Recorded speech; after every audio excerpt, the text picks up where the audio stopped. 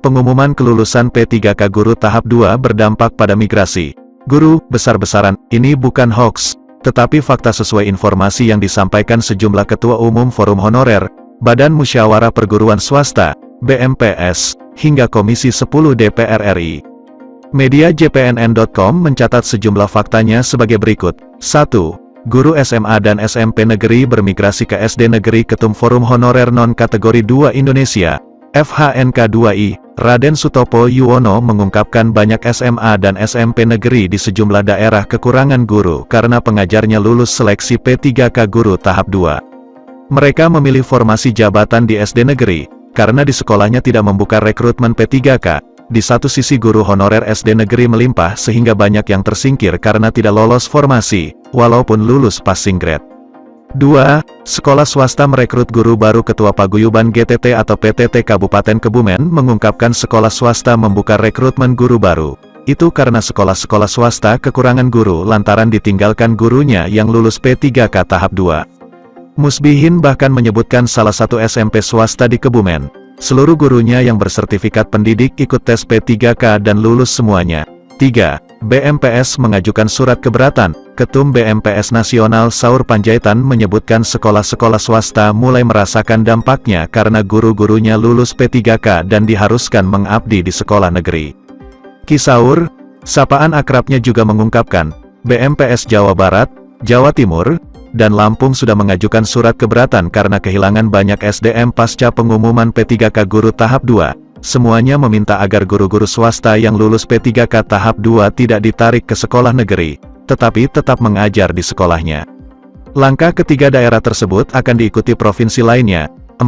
Terjadinya migrasi sudah diprediksi Komisi 10. Ketua Komisi 10 DPR RI Syaiful Huda melontarkan kritikan tajam kepada Kementerian Pendidikan Kebudayaan Riset dan Teknologi, Kemendikbudristek. Dia meminta pemerintah tidak menjegal langkah guru honorer negeri menjadi P3K. Upaya penjegalan menurut Syaiful makin terlihat jelas dalam seleksi P3K Guru Tahap 2. Guru-guru honorer negeri yang mayoritas tidak punya sertifikat pendidik, Serdik, dilibas peserta berserdik. Ironisnya setelah dicek ternyata peserta berserdik ini didominasi guru swasta dan lulusan pendidikan profesi guru, PPG. Itu karena peserta berserdik diberikan modal awal 500 poin untuk kompetensi teknis, sedangkan guru honorer modal awalnya 75-125 poin. Saya tidak mengerti simulasi apa yang digunakan Kemendikbudristek, sehingga muncul afirmasi yang begitu jauh perbedaannya. Ini sumber masalahnya, ucap Syaiful kepada JPNN.com, Jumat tanggal 24 Desember tahun 2021. Sejak penetapan afirmasi, politikus Partai Kebangkitan Bangsa, PKB, ini sudah memprediksi akan terjadi masalah. Kini terbukti terjadi migrasi guru swasta ke sekolah negeri. Dia berpendapat masalah itu tidak akan terjadi bila Kemendikbudristek tulus ingin menyelesaikan masalah guru honorer. Tercetusnya ide merekrut 1 juta P3K guru karena melihat Dapodik 700.000 lebih guru honorer mengisi ruang-ruang kelas sekolah negeri. Mereka mengabdi bertahun-tahun dengan gaji sangat rendah sambil berharap bisa diangkat menjadi PNS.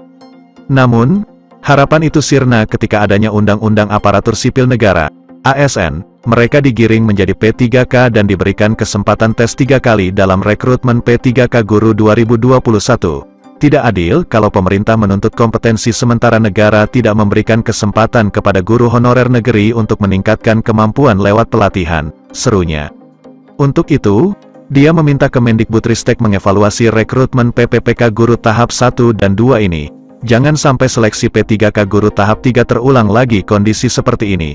Alangkah bijaknya bila pemerintah memberikan afirmasi khusus dengan mengangkat para guru honorer negeri ini menjadi P3K. Setelah diangkat berikan mereka pelatihan 1-2 bulan. Saya yakin mereka langsung meningkat kompetensinya. Percayalah, guru yang sudah mengabdi lama sebenarnya sudah teruji kemampuannya, pungkasnya.